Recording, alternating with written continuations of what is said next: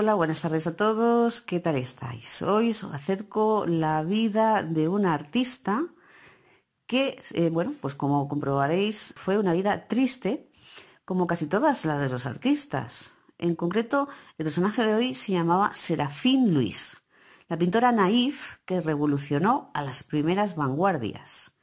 Además, una de las más misteriosas y desconcertantes de la historia del arte. ¿Quién era Serafine Louis? Pues nadie lo sabe en realidad. No existe una investigación completa y definitiva de ella que descifre su misterio. Lo único que se sabe son retazos de una mujer que vivió la mayor parte de su vida al margen de la realidad.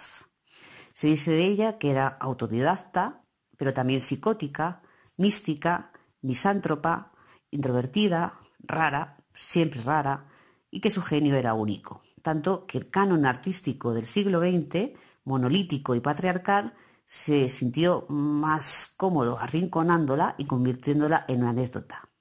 Un error mayúsculo, ya que sus obras merecen la pena ser vistas. La misteriosa Serafine nació el 3 de septiembre de 1864 en Arcy, un pequeño pueblo de apenas 300 habitantes al norte de Francia. Quedó huérfana a edad temprana, sin familia directa, con solo una hermana que la rechazaba y no teniendo más remedio que encerrarse en sí misma para encontrar algo de calor. Con 7 años se empieza a trabajar como pastora hasta que quedará al cuidado del convento de Senlis, donde actuará con poco más de 10 años como limpiadora y criada. Y aún así, su vida dentro del convento pues le gustaba. Incluso intentó ser monja, pero las Madre Superiora y el resto de hermanas consideraban que su aura extraña, por llamarlo de alguna manera, no les gustaba bastante para que entrase a formar parte de la orden. No era desde luego una niña que llamase la atención a primera vista, ya que quedaba absorta durante horas entre la naturaleza, de tal manera que pasaba desapercibida. Bien, pues comentaros lo siguiente. De esa infancia dickensiana, donde queda huérfana muy pronto, su hermano no la quiere, primero pastora, luego metida en un convento, le quedaron dos cosas: su devoción a Dios y su amor a las flores. Pintaba, sí, como cualquier otra niña de su edad, pero no sentía una vocación especial ni demostraba un talento extraordinario para ello. Sin embargo, sí encontraba en aquellos primeros brochazos de pintura una especie de liberación del terrible silencio que sentía por dentro. El aislamiento se convertirá poco a poco tanto en su única fuente de amor como en su última condena. Ella vivía dentro de un mundo diferente al del resto. Le gustaba la vida en el convento, su protección y vivir en el abrazo de Dios. Después de pasar 20 años en aquel famoso convento, donde las hermanas se mostraban frías con ella y no la habían aceptado en la orden, busca un nuevo inicio y empieza a trabajar en Senlis como mujer de la limpieza.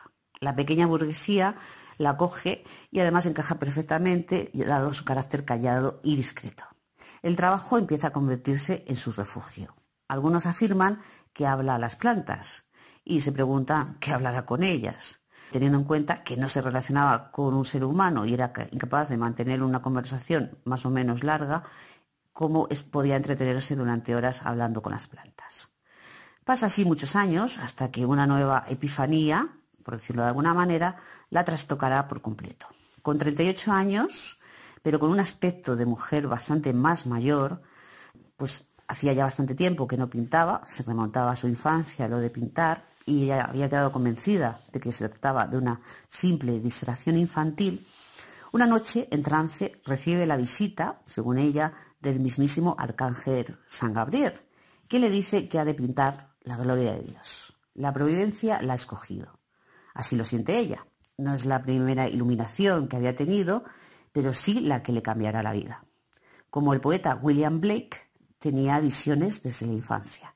La diferencia ahora es que entenderá la voz, entenderá al arcángel y por primera vez en su vida sabrá realmente lo que tiene que hacer.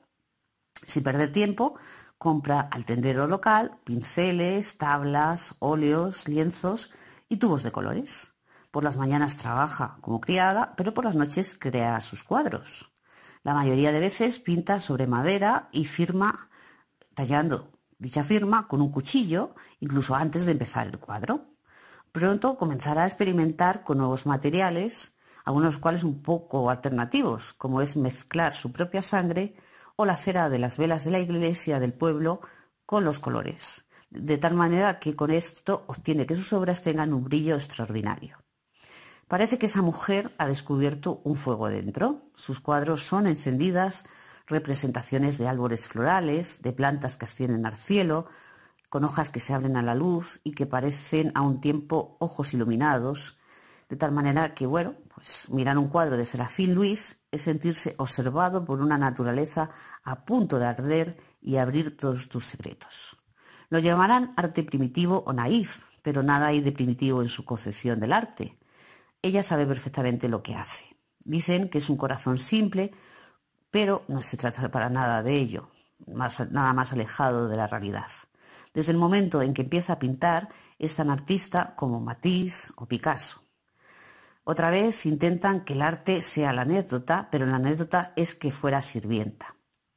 El azar vendrá entonces a su encuentro. Es casi imposible que una persona que se dedica a ser criada y que pinta en secreto se encuentre con el gran descubridor de mitos como Rousseau, Matisse o el mismísimo Picasso. Las posibilidades son prácticamente nulas, pero la vida de Serafín está rodeada de buenos presagios y uno de ellos es que en el año 1912 William Ude se hospeda, huyendo del ajetreo de París, en una de las casas en las que Serafín limpia. A veces ellos se cruzan en el pasillo y se saludan cortésmente, pero ninguno de los dos sabe quién tiene enfrente. Ude visitará la casa de unos amigos de Senlis y verá en una esquina uno de los cuadros de Serafín, quedando inmediatamente hechizado. Aquello le parece una maravilla y pregunta de quién es el cuadro. Pues nadie contesta. Pocos saben la historia detrás de ese cuadro. Cuando le dicen, tras un silencio, que es aquella mujer extraña que limpia en su casa, el Ude no lo puede creer. Empezará así una de las relaciones más conmovedoras de toda la historia entre un artista y su protector. William Ude correrá a hablar con su sirvienta y ella le dejará ver sus cuadros, pero se negará a hablar de su arte o a que el marchante esté presente mientras pinta. Para ella es un momento sagrado donde asegura que pinta en trance, casi al dictado de los ángeles que cree que la rodean. Ude, fascinado, le pagará 8 francos por cuadro que ella utilizará para más pinturas y para rodearse también de diferente iconografía religiosa. Bueno, pues comienza la relación con Ude, que empieza a acumular la obra de Serafín, de tal manera que, bueno, pues en un momento determinado, aquel será un año feliz. Pero la irrupción de la Primera Guerra Mundial obligará a Ude a abandonar Francia y regresar a su Alemania natal. Vuelve la oscuridad a la vida de Serafín, pero no abandonará su fervor por su arte, sino todo lo contrario, trabajando con muchísimo más ardor. En esta época crea sus grandes obras maestras y con el final de la Gran Guerra, Primera Guerra Mundial, retomará el contacto con Ude, que empezará a dar a conocer el nombre de Serafín Luis al mundo del arte. Cuando la pareja prepara su primera gran exposición individual, el terrible crack del 29 golpeará con crueldad a Ude, que tendrá que cancelar sus planes. Se ha quedado sin dinero el pobre. Deja de visitar a Serafín con tanta frecuencia y la pintora comenzará a dejarse llevar por su aislamiento y por sus visiones. A principios de los años 30 se pasea por el pueblo anunciando el fin del mundo y gritando todo tipo de improperios a los vecinos. Se convierte en la burla absoluta de Senlis, de la población donde vivía, pero también en el temor de la misma población, al menos lo suficiente como para encerrarla. Ude se cruzará por última vez en su vida para que la trasladen al hospital psiquiátrico de Erkry, asegurándose que tiene unos buenos cuidados. Sufre psicosis crónica con delirios de grandeza. Es pintora. Los delirios han aumentado. Escándalo nocturno, tez pálida. Se lee en la hoja de admisión del hospital. Su suerte ya está echada. Deja de pintar, lo que quiere decir que ya nada le ata a este mundo. Ude la da por muerta. La rechaza porque ha dejado de pintar, porque ya no le sirve para sus propósitos. Pues no se sabe. Lo único que se sabe es que con el estallido de la Segunda Guerra Mundial, Los hospitales se vacían de recursos y Serafín morirá de hambre, totalmente enajenada, en el año 1942, con 78 años de edad. Cuando acaba la Segunda Guerra Mundial, Ude, tal vez sintiéndose culpable del abandono de Serafín, intentando aprovecharse una última vez de su talento, organiza la primera exposición individual, aquella que se había interrumpido por el tema de la Primera Guerra. Será un éxito, pero ¿para quién? Se calcula que Serafín Luis pintó alrededor de 200 cuadros a lo largo de su vida, de los que solo se conservan unos 70. En los últimos años se ha intentado recuperar su nombre y colocarlo en un lugar preponderante de la pintura francesa, pero su truculenta vida sigue jugando en su contra. Esta Van Gogh, entre comillas, analfabeta, tiene demasiados estigmas en su contra.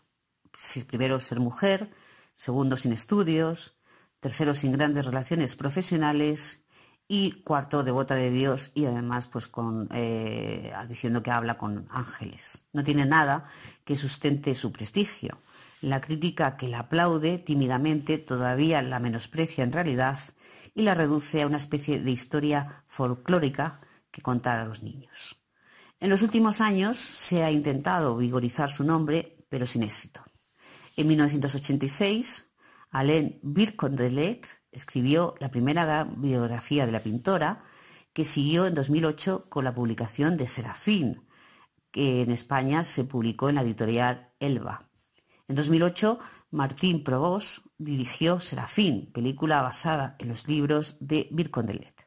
Su éxito fue mayúsculo, con 7 premios César, pero el nombre de la pintora pronto volvió a caer en el olvido.